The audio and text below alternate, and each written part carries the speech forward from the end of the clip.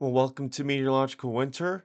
It is now time for the update for my 2024 to 25 winter weather predictions for here in the Willamette Valley. I'm meteorologist Hannah Leach, and this is going to be a Rickroll-free version of the winter weather forecast. First off, my annual disclaimer. This is long-range forecast and intended to provide general sense of what may happen in the coming months. It is not this is for sure happening, nor is it an excuse not to be prepared for any extreme weather events. Right, now that that's out of the way, I will go over my methodology as usual. I use an adjusted analog year approach using ENSO via the Oceanic Nino Index, confirming it using the Southern Oscillation Index. I use the Pacific Decadal Oscillation, the Quasi-Biannual Index, take a look at sunspot count mainly to confirm which ENSO state we should be in, and analogs are not weighted equally. Analog closer to this year's condition-wise will have a higher weighting. Also, that means top analogs are not even weighted equally either. Adjustments to analog years can be made using statistical analysis. If there's a statistically likely or unlikely chance of something occurring, analogs will be adjusted unless there's a clear trend in the analog year showing the opposite, and general trends based on the previous seasons when appropriate.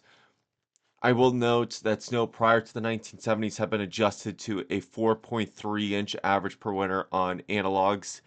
Temperature departures have been adjusted to the averages at the time which they occurred. So, for example, if I'm using, say, 1925, I will be using the averages that were used in 1925, not the averages used today. All forecasts will cover what has happened in one out of every three winters at the Portland airport.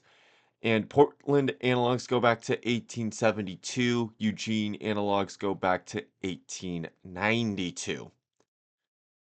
Onto our data and oscillations, and let's see what's changed since October and what's been going right and what's been going wrong and what's causing me to update the forecast, if anything.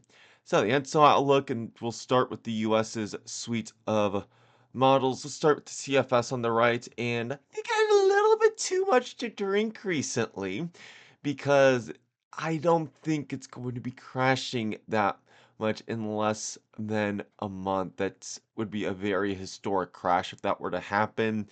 And yeah, when you're looking at the global suite of models here on the left that the US puts together, yeah, it shows a cold side of an ENSO neutral or a weak La Nina.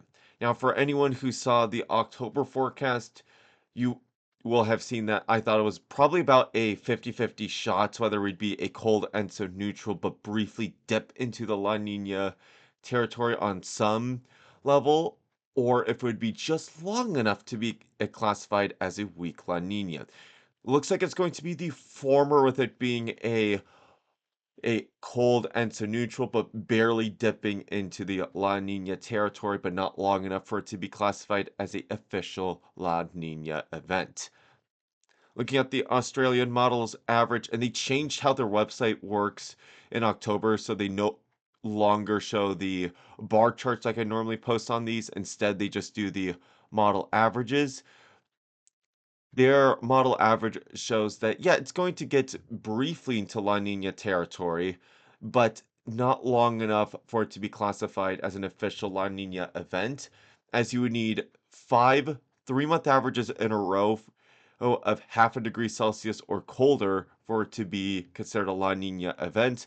Australia does use an alternate definition where anytime it hits 8/10 of a degree Celsius or colder, it gets classified as a La Nina.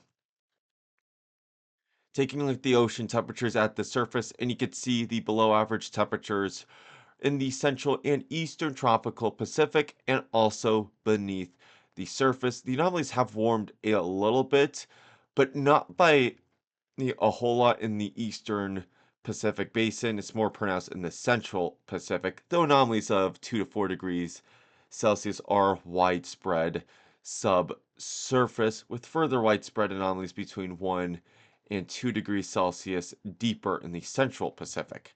Also, you could see the semi-cold ring of a negative PDO up here. We'll get to that in a minute. Now, for anyone who wants a major windstorm, an ENSO neutral year is your best bet. Once you go further into the El Nino or La Nina territory, it becomes increasingly unlikely that you'll see a major windstorm in the Pacific Northwest. And so neutral's your best bet. Weak El Nino and weak La Nina, there's a chance at least of it happening. That's not to say it's guaranteed because there's been many ENSO neutral years where there haven't been any significant windstorms. Other than that, what happens during these ENSO states?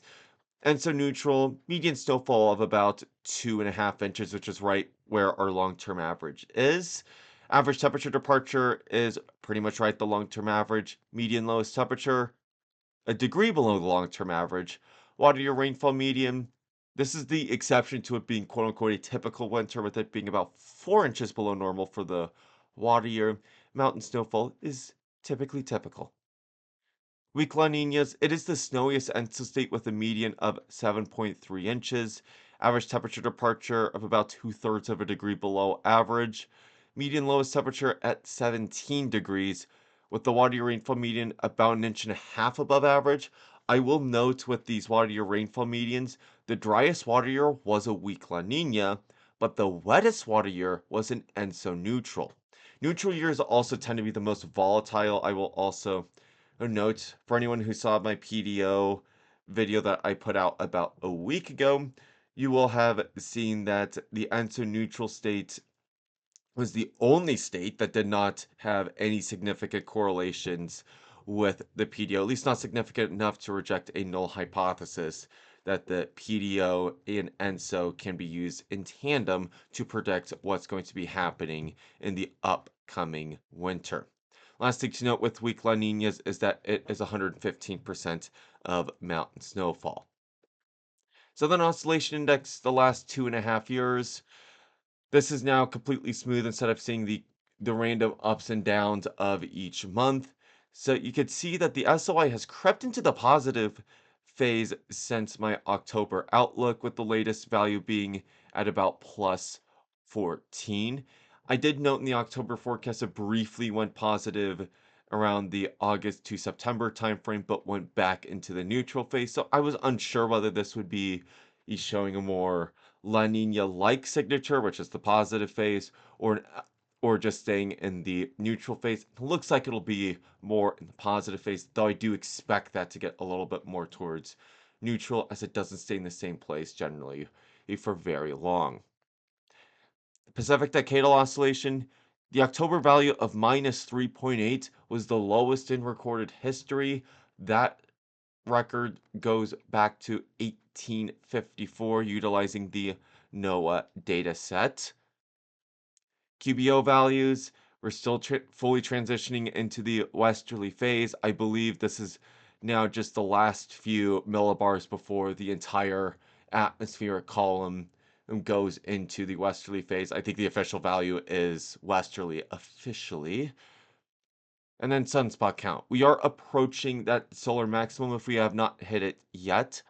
Now, that generally dampens the likelihood of a stronger La Nina, which furthers the belief would probably be a cold and so neutral with a brief dip into La Nina helped by the SOI, yeah, versus it being a moderate or a strong La Nina, like a lot of us, myself included, was potentially predicting in the springtime of this past year. Now that's how the way. How did my analog gears change? Well, I cut a good chunk of them out. I still have 5 top analog gears, and only one analog gear here on this list is present that wasn't present in October, and that is 1952 to 1953.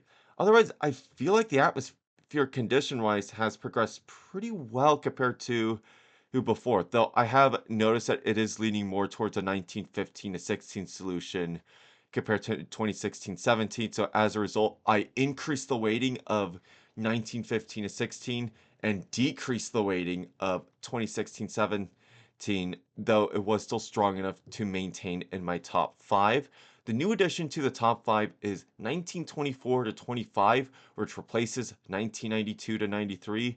This was a better PDO match now that we know how deep it is compared to 1992 to 93. Though I will note it was a La Nina and it replaces an ENSO neutral winter. That means 2 out of 5 of my analog years or top analog years are ENSO neutral compared to 3 out of 5 in October. Now, looking at the top analog year comparison, just for the top two here, 1886 to 87 had a moderate La Nina, but it was the best PDO match out of my analog years, with it being negative in the current winter, also a leaning negative in the previous winter, which was pretty rare for an El Nino of a moderate or a strong strength to stay in the negative PDO category. 1915 to 16 was a super cold ENSO neutral winter with a flip to a negative PDO. That flip happened during the early fall time period, and right now the PDO values would be about minus 1.5 to 2, so firmly in the negative phase by that point. So, why I chose these top 2 years? Yeah, 1886 to 87 was the best PDO fit. 1915 to 16, I feel like is the best ENSO fit, and is the second best PDO fit. So 1915 to 16 is the closest analog year compared to present. Looking at the other top five, 1924 to 25 had a moderate La Nina coming off of a El Nino, while the PDO was negative. 1966 to 67 was a cold side of ENSO neutral, with officially it wasn't really leaning one way or the other for the PDO, but it was tilting in negative, just not strong enough for it to be classified in the negative phase. The QBO was also transitioning into the westerly phase. 2016 to 17 was a weak La Nina deteriorating into ENSO neutral. The PDO was neutral. QBO was also transitioning into the westerly phase. Found it difficult to find a lot of top analog years that were more modern than the 1952 cutoff for the QBO. Now, looking at what happened for extreme events in the analog years, 1886 to 87, this inactive December we've had so far, it's pretty much come to pass. So, they had the second warmest December day downtown at 65 degrees on the 13th. This is not due to an atmospheric river. Now, January was also pretty boring that year for the most part, though there was some signs of improvement. When the calendar flipped to February, everything broke loose.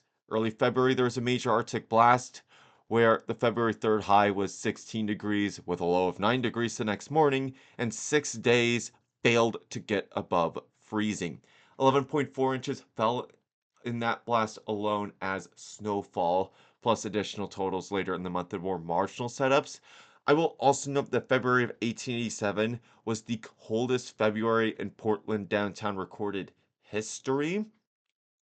Even if you adjust for future climate trends, that would still be the coldest February in recorded history for downtown Portland. 1915 to 16, also a very boring December. Once the calendar flipped to January, two major Arctic blasts occurred during that month alone, with the January average being the fourth coldest in Portland downtown's history. The early January blast had 7 days in a row failing to get it above 30 degrees in Portland, with 11 inches of snow as well, plus an additional 7 inches at Eugene. Second blast occurred in late January to early February, where there was another 7 days failing to get above freezing in Portland, with a whopping 26.8 inches of snowfall in Portland, plus an unknown amount of ice and reported flooding afterwards. Eugene did dodge most of the cold and snow, but there was one day where it did hit 7 inches of snow. I will note, even though I don't expect this to happen today because of how marginal this setup was even back in the day, that on March 4th, 1916, there was 10.7 inches of snow in Eugene. It's also a hyperactive water year for both Portland and Eugene with around 56 inches of rainfall. Looking at the other top five analog years, 1924 to 25 was the opposite in terms of where that peak time was. That peak time was December with a major Arctic blast in mid-December and multiple highs below 25. 4 inches of snow in Eugene, 8.5, or 4 inches of snow in Portland, excuse me, 8.5 in Eugene, all in December.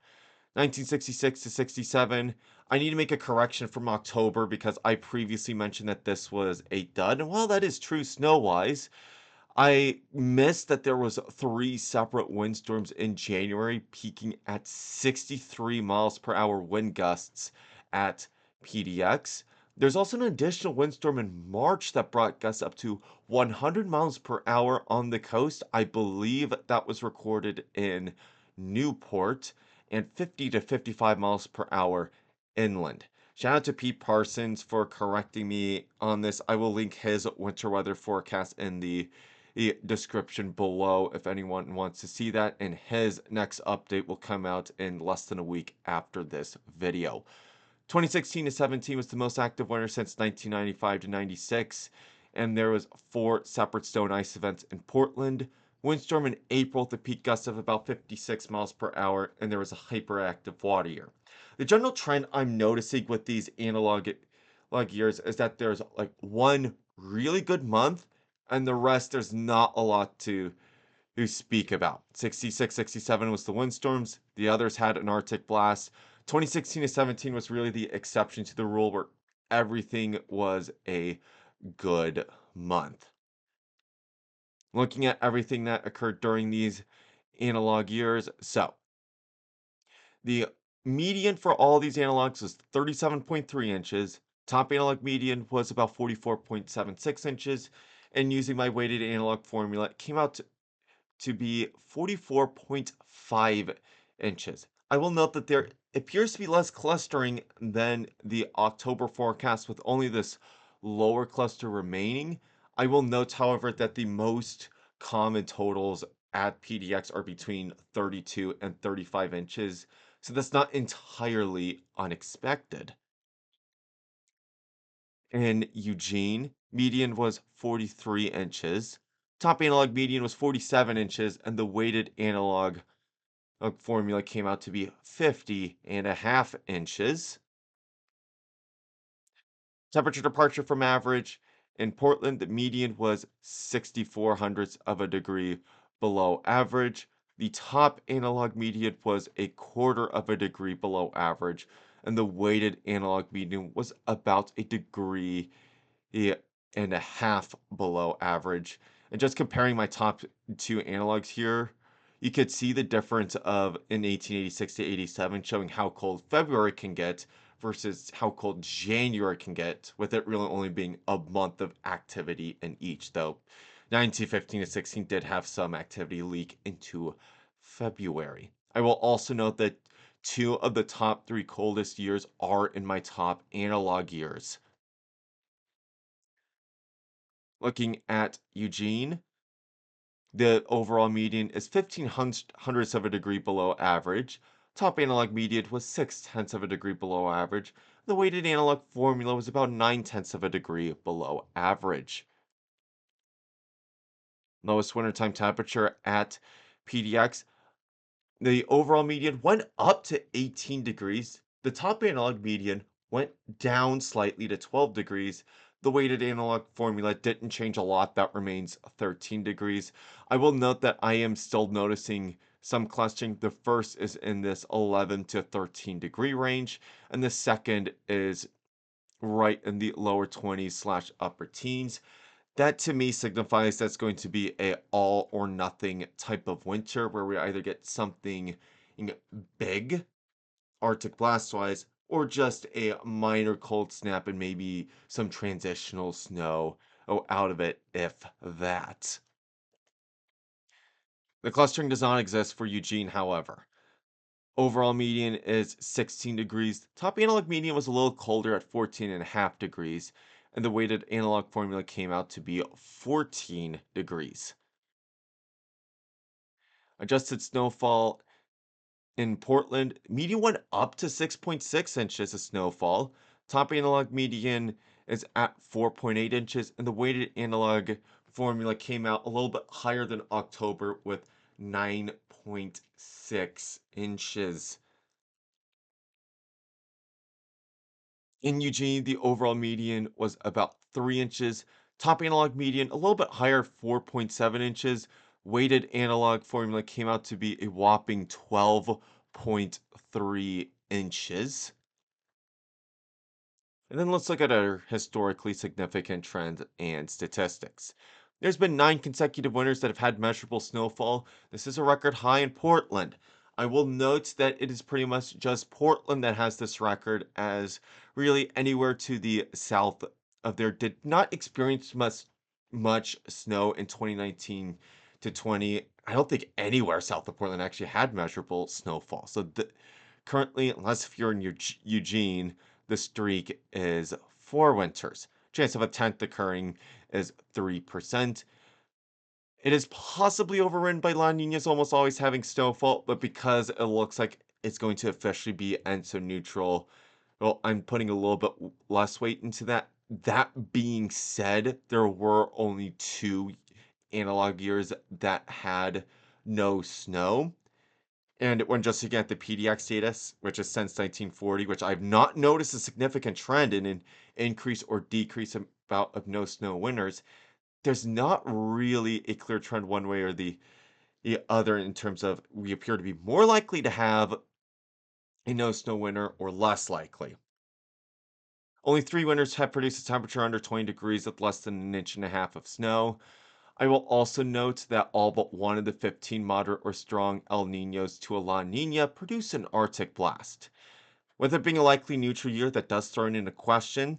However, a vast majority of my analog years did show an Arctic blast at some point during the winter time, with a clear trend towards January and February. All but one of the 15 moderate to or strong El Ninos that transitioned into a La Nina had the La Nina water year wetter than the El Nino water year. For reference, 39.9 inches was our water year last year, and the top third water years at PDX starts at 39.7 inches. Likely neutral year does throw this into question. I'm a little bit more confident about this prediction because, as I noted in October, er, essentially all my analog years were within an inch of the previous water year or higher than the previous water year. There was only one exception, and to that, I will put on screen here the exact number so you can all see it, as I do not have that exact data in front of me. Last thing, the new one, all water years 45 inches or more at PDX had 16 inches of rain by the end of December. Prior to the series of rainstorms we're getting, this was at 10.21 inches. And to have 16 inches of rain at the end of December would entail a slightly above average December. So it's not out of the question that we could get there. I'd probably put the odds at about 50-50. Right now that everything's put together, let's look at our predictions. First off, we'll start with the basics. Rainfall, I'm still going to go above average. Hyperactive year being possible.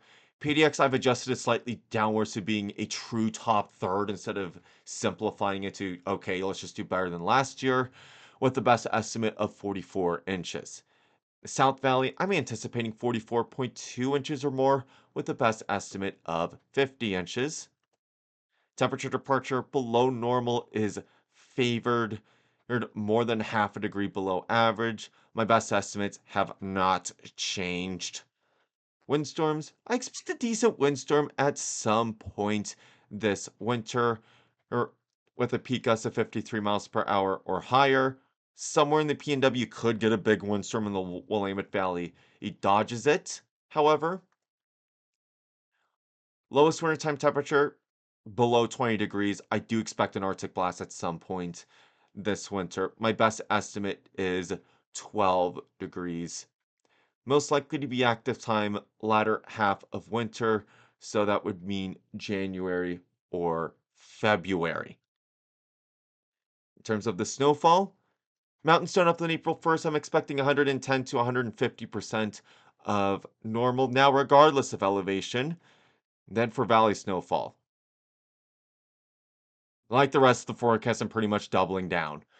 Possibly hyperactive year, 6 inches or more, with the best estimate at PDX of 10 inches. In the South Valley, best estimate of 12 inches.